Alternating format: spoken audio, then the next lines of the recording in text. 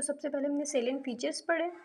उसके बाद हमने नेशनल असेंबली के बारे में पढ़ा कि अप्रूव करेगी, अप्रूव किसने हमारा कॉन्स्टिट्यूशन 10 अप्रैल को। उसके बाद प्रेसिडेंट की असेंट के बारे में पढ़ा कि जो कि हमें 12 अप्रैल 1973 को मिली। उसके बाद प्रोक्लेम कब हुआ, ये 14 अगस्त को हुआ। उसके बाद हमने इसके आर्टिकल्स देखे जो कि 280 हैं। इसके पार्ट्स देखे जो कि 12 हैं। उसके बाद स्केजुअल्स हमने देखे 5 हैं। उसके बाद हमने इसके सेलिएंट फीचर्स देखे। सेलिएंट फीचर्स में हमने क्या पढ़ा, फेडरेशन है इसके, और इसके 4 प्रोविंसेस हैं। इससे फिर इस्लामाबाद इसका कैपिटल टेरिटरी फेडरेशन है। उसके बाद 4 प्रोविंसेस हैं। उसके बाद जीबी इसका एडमिनिस्ट्रेटिव ट्राइबल एरिया है। उसके बाद हमने पार्लियामेंट्री फॉर्म ऑफ गवर्नमेंट पढ़ी इसकी।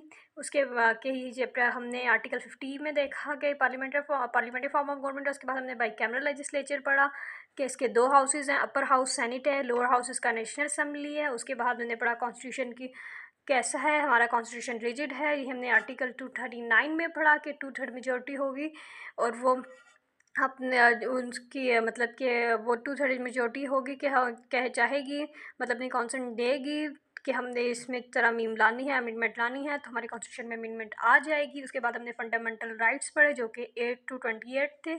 उसके बाद हमने इमरजेंसी प्रोविजंस पढ़ी जो कि 232 से 237 थी, जो कि national emergency, governor rules, financial emergency. के बाद हमने जुडिशरी के बारे में पढ़ा कि ये इंडिपेंडेंट है और क्यों ही इंडिपेंडेंट है, ताकि लोगों के हकूक़ की हिफाजत कर सके। उसके बाद हमने इस्लामिक प्रोविजंस कॉन्स्टिट्यूशन में हमने देखी जो कि objective resolution, Islam as a state religion और Islamic republic of Pakistan, council of Islamic ideology article 199 में है कि ये जो हमारी है पार्लियामेंट है, कॉन्स्टिट्यूशन बॉडी जो हमारी कॉन्स्टिट्यूशनल बॉडी है गिव्स इस एडवाइस के, कॉन्स्टिट्यूशनल बॉडी अपनी एडवाइस दे सकती है पार्लियामेंट को लॉस के मुताबिक। उसके बाद हमने ट्राई हाई ट्रीजन के बारे में पढ़ा।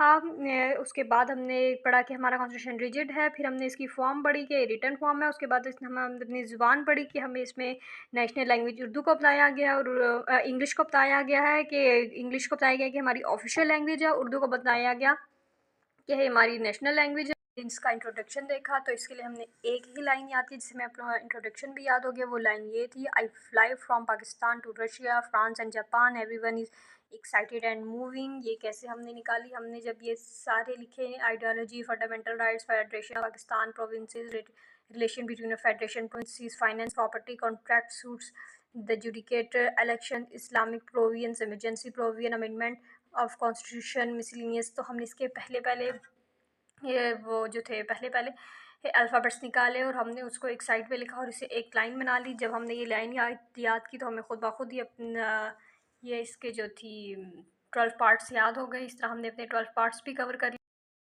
जैसे हमने पढ़ा था इंट्रोडक्शन के हमारे 6 पार्ट्स हैं, तो हमने 6 पार्ट हमने यहाँ पे आर्टिकल 1 से लेके 6 तक पढ़े। 1 में हमें बताया गया रिपब्लिक है, उसके बाद जीबी है और इस्लामिक रिपब्लिक है। उसके बाद 4 प्रोविंसेस है, जीबी है, इस्लामाबाद कैपिटल टेरिटरी है। हमने जब आर्टिकल 2 पढ़ा तो हमें इस्लाम को स्टेट रिलीजन बताया गया। तीसरे में हमें बताया गया कि एलिमिनेशन ऑफ एक्सप्लॉयटेशन के किसी चीज़ को ख़त्म कर देगा। अगर इस्तेसाल कहीं पे हो रही है, कोई ज़्यादती हो रही है तो उसको हमारा इसको ख़त्म कर दिया जाएगा। उसके बाद आर्टिकल 4 में हमने पढ़ा rights of individuals to be dealt with according to the law, कि हर इंसान को लॉ के मुताबिक ही ट्रीट किया जाएगा। उसके बाद हमने 5 में लॉयल्टी टू द स्टेट पढ़ा। 6 में हमने हाई ट्रीजन पढ़ा।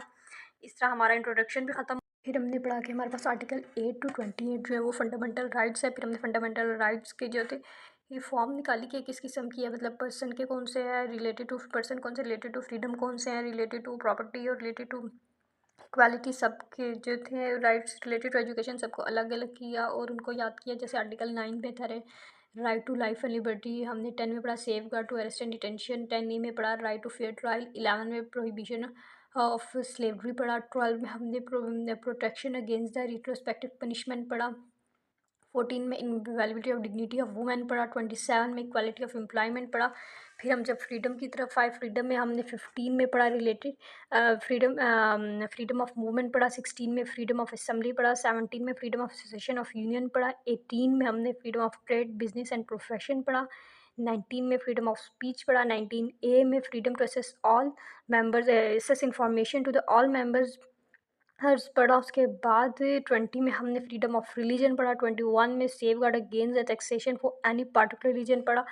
22 में हमने safeguard as to religion educational institution पढ़ा, जो फ्रीडम के मुताबिक के मतलब जितनी थे हमने आर्टिकल्स अलग करके लिखे। पहले हमने जितने राइट्स थे हमारे पर्सन के हमने लगे, फिर हमने जो राइट्स होते फ्रीडम के वो अलग करके यहाँ पे लिखे। उसके बाद हमने निकाले जो कि प्रॉपर्टी के मुतालिक थे। प्रॉपर्टी के मुतालिक 2 राइट्स थे कि इंसान प्रॉपर्टी ले सकता है और उसको प्रॉपर्टी राइट के हक़ हैं। 23 में है कि फ्रीडम है कि हमें फ्रीडम टू एक्वायर प्रॉपर्टी है। 24 में प्रोटेक्शन दी गई है आपकी प्रॉपर्टी राइट्स को। 25 में हम उसके बाद हमने जब रिलेटिंग टू द इक्वालिटी पढ़ा वो 25 में था।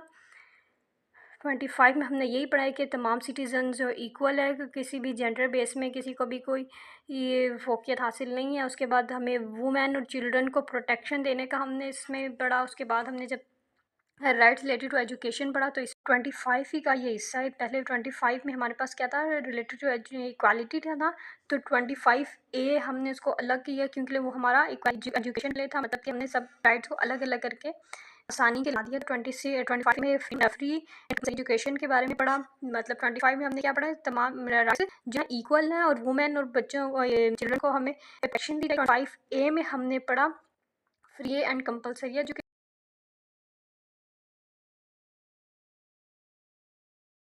जब हमने डिस्क्रिमिनेशन के बारे में निकाला इसको, तो राइट्स टू नॉन डिस्क्रिमिनेशन का डिस्क्रिमिनेशन निकाला। 26 में हमने क्या पढ़ा, राइट पब्लिक एक्सेस प्लेसेस, मतलब कि लोगों को पब्लिक एक्सेस मिलनी चाहिए जगहों की। उसके बाद 27 में हमने क्या पढ़ा, safeguard against discrimination in services, और सर्विसेज में डिस्क्रिमिनेशन के बारे में हमें बताया गया कि ऐसी कोई डिस्क्रिमिनेशन सर्विसेज में नहीं होती है। उसके बाद हमने 28 में हमने क्या पढ़ा, rights to language and culture. ठीक है ना, 28 तक हमारे सिर्फ राइट्स थे।